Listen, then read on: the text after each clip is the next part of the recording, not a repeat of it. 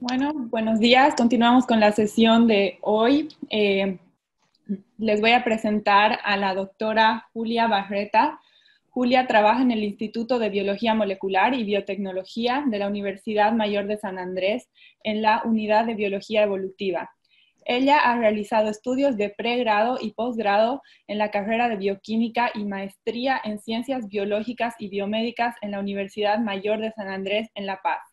Posteriormente, realizó su doctorado en la Universidad de León, en España, en el Departamento de Producción Animal, en el área de genética. Sus estudios de investigación están enfocados a estudios genéticos en camélidos sudamericanos y en estudios genéticos de especies de vida silvestre. No se olviden que pueden hacer sus preguntas en la aplicación de WOBA en el Q&A y después nosotros las haremos por este medio. Así que sin más, les presento a Julia. Julia, por favor, puedes proceder con tu presentación. Buenos días, gracias. Entonces vamos a dar lugar a la exposición de los trabajos. En realidad, esta es una revisión, un resumen de varios trabajos que se han realizado a lo largo de casi más de una década respecto a la diversidad genética de camélidos sudamericanos en Bolivia.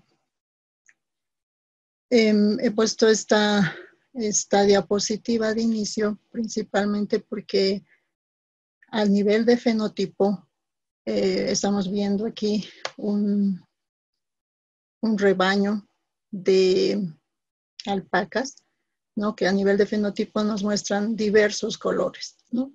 De ahí que este trabajo o esta serie de trabajos se han iniciado de la necesidad de determinar la diversidad genética de los camélidos, es decir, si hay una relación fenotipo-genotipo respecto a la variabilidad genética de esta especie, de estas especies en realidad, que son altamente productivas y potencialmente productivas, es decir, en Bolivia, por lo que su estudio merece una gran importancia.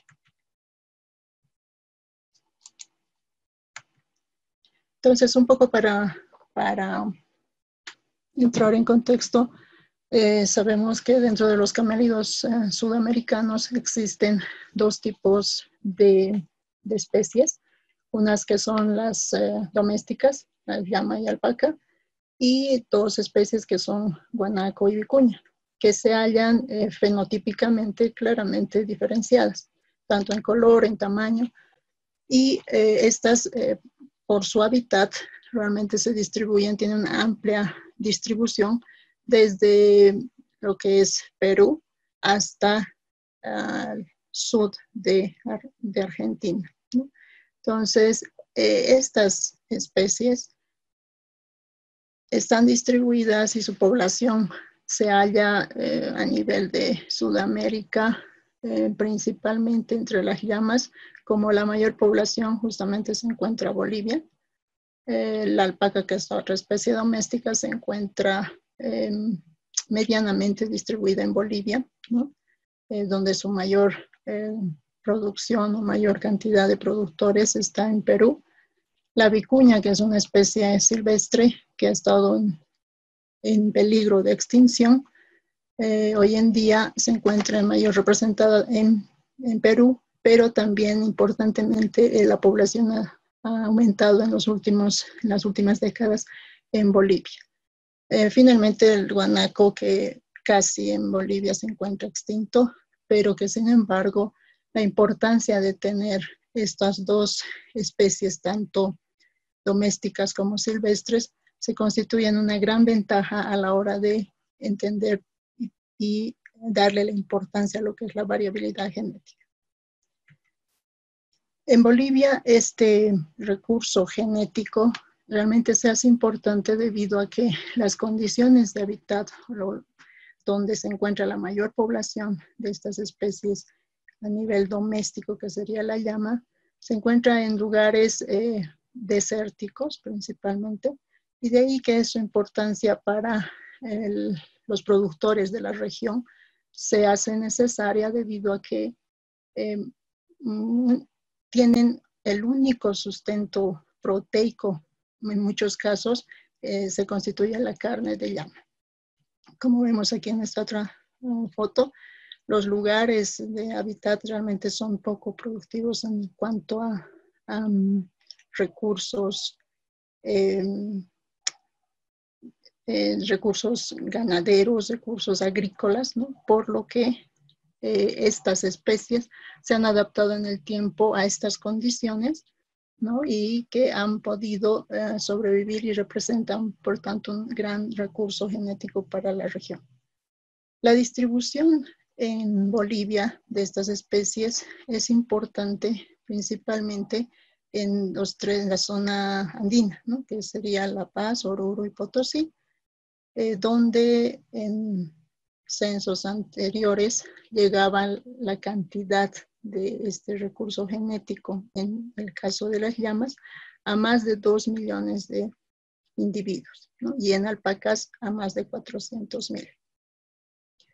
Según datos del último censo agropecuario, la población nacional de llamas ha disminuido un poco, ¿no? Llegando más o menos a los 2,000 individuos hasta los años 2013, esto debido a problemas principalmente de sequía y de forraje principalmente.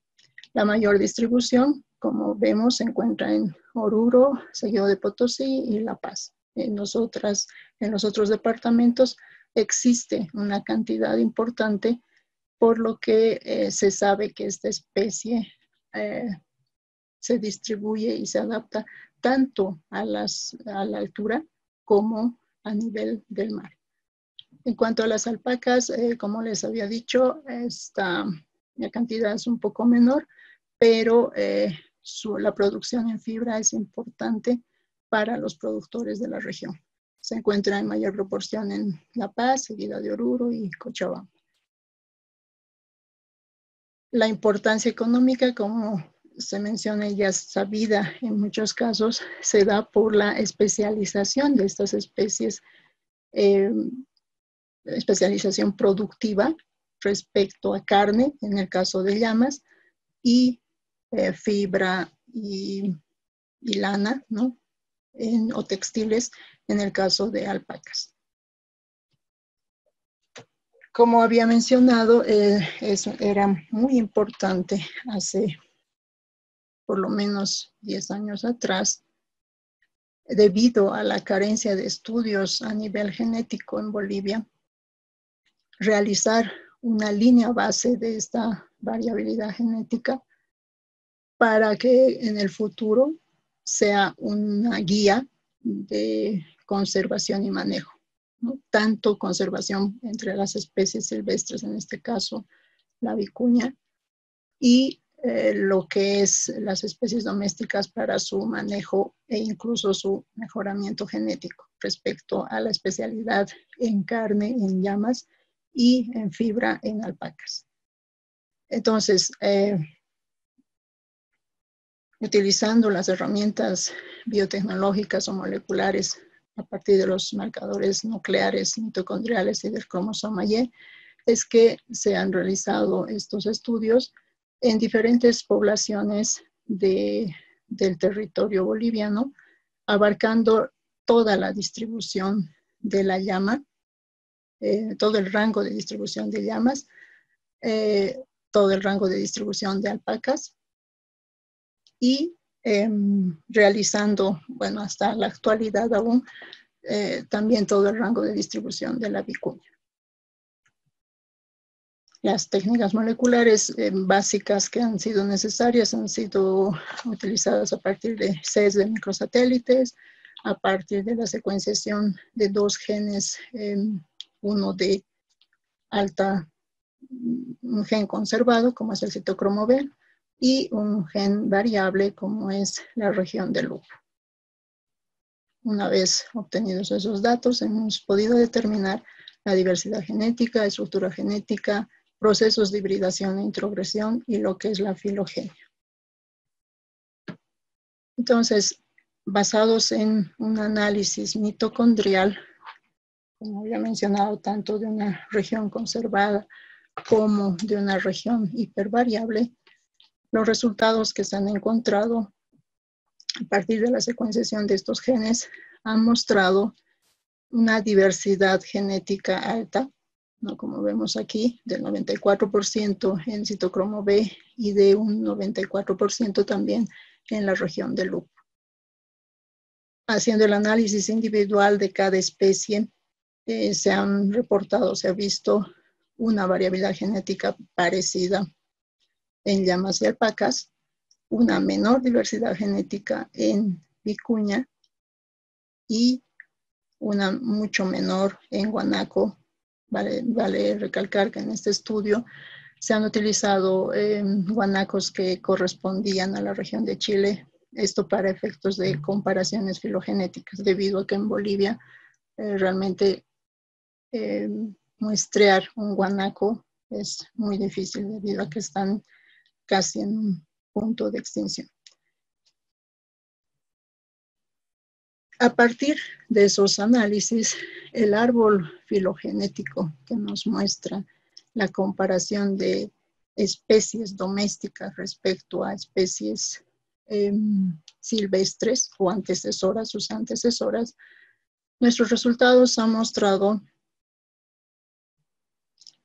un soporte a anteriores estudios a nivel molecular también respecto a la formación de dos clados claramente diferenciados. Un clado que ha sido denominado guanaco o tipo G, donde se separa la mayoría de los individuos denominados o fenotípicamente caracterizados como guanacos. Otro clado diferenciado es el clado B, que correspondería al antecesor o a la especie silvestre de vicuña. Esto nos muestra claramente que la separación de estas dos especies es importante, ¿no? Es clara. Para saber orígenes y hacer una dilucidación a nivel taxonómico del origen de las dos especies domésticas respecto a la formación de estos dos clados, la ubicación de estas dos especies domésticas, nos ha mostrado que existe una agrupación clara de las llamas que son otra de las especies domésticas, en el clado G, lo que nos lleva a suponer que evidentemente el origen de la llama podría ser a partir del guanaco, ¿no? Por el otro lado, las hipótesis que hasta ese entonces se manejaban de que la vicuña era la antecesora directa de la alpaca, en este estudio nos mostró que esto no era así, ¿no? Si nos fijamos, las alpacas no se agrupan, la mayoría de las alpacas no se agrupan en este clado, en el clado de vicuña. Más por el contrario, se ubican más en el clado G, que corresponde al guanaco. Esto puede darse, según nuestras conclusiones de este estudio, podría deberse a que o bien existe todavía un acervo genético antiguo desde su domesticación que conserva los genes del guanaco, o bien existe una mezcla de hibridación o introgresión actual entre lo que serían las especies domésticas, entre lo que sería la alpaca y la llama. Este primer resultado a nivel de genes mitocondriales de las especies de los camélidos sudamericanos en Bolivia nos permitió posteriormente a realizar mayor número de análisis respecto a que en cuanto tanto llamas como alpacas estarían mezcladas. ¿Esto con qué razón o con qué objetivo? Debido a que, como les había mencionado al principio, las características productivas de estas dos especies se dan más a nivel de fibra para alpacas y carne para llamas. El volver a mezclar estos dos genomas probablemente causarían un deterioro o una desventaja en esas características productivas. Se había visto en este estudio entonces que el 60% de las alpacas presentaban un origen en el clado G, que corresponde a guanaco y llama. Y también se había visto un 10% de llamas que se ubican en el clado de vicuñas, demostrando en realidad que aún en la actualidad existe una cantidad del genoma que estaría mezclado.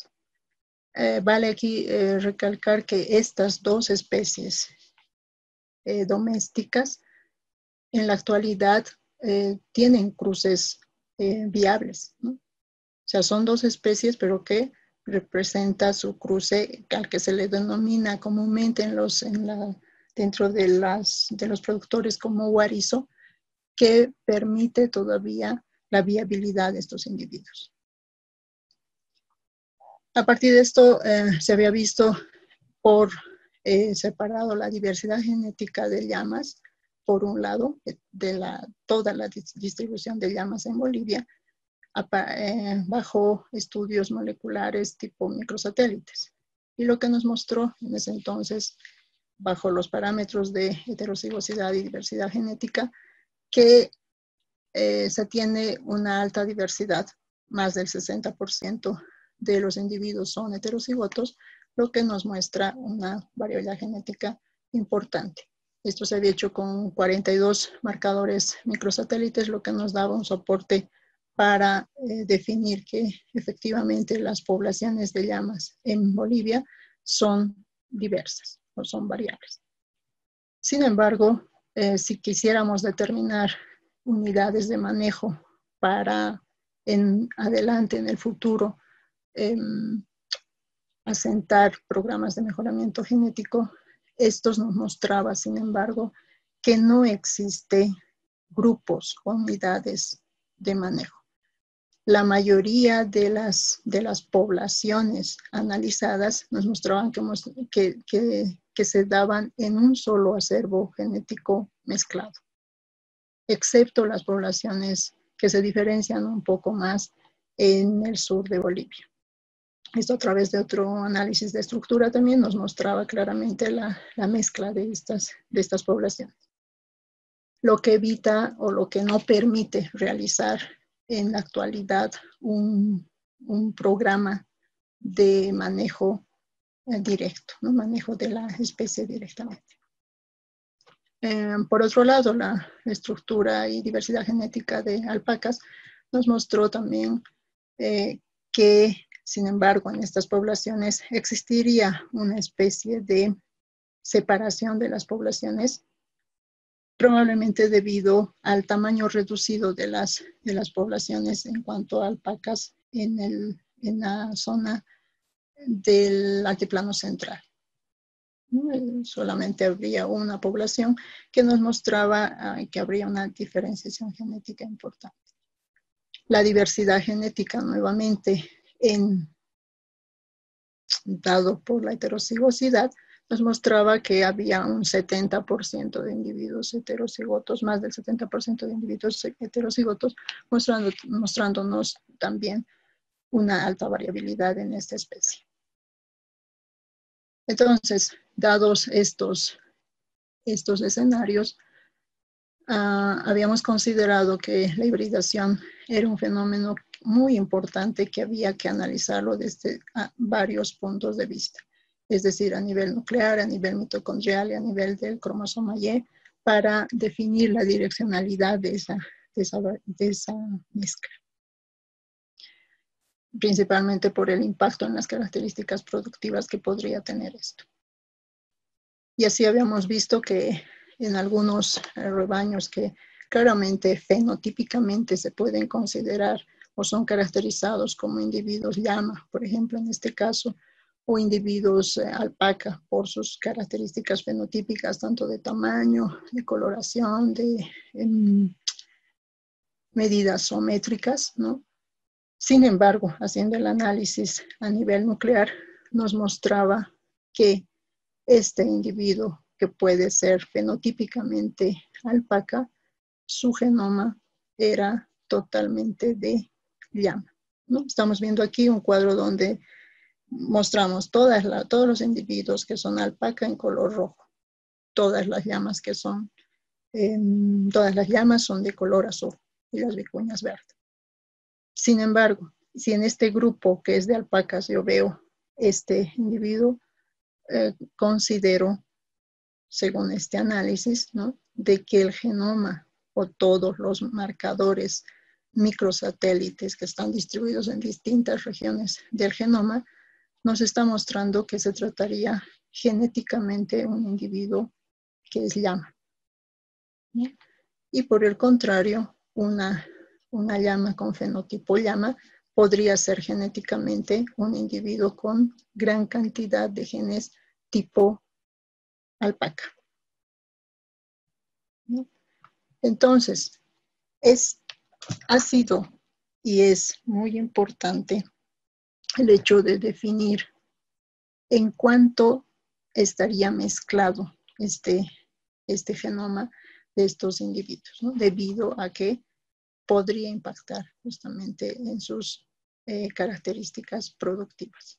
¿Por qué razón? Si se fijan, si la llama es una especie especializada en la producción de carne, ya solo el hecho de que sea más pequeña, teniendo un genoma de alpaca, podría reducir la producción de carne, ¿no? Y lo otro, que siendo una especie como es especializada, esta la de alpaca en fibra, el hecho de portar los genes en mayor cantidad de llama podrían afectar en cuanto a la calidad de la fibra.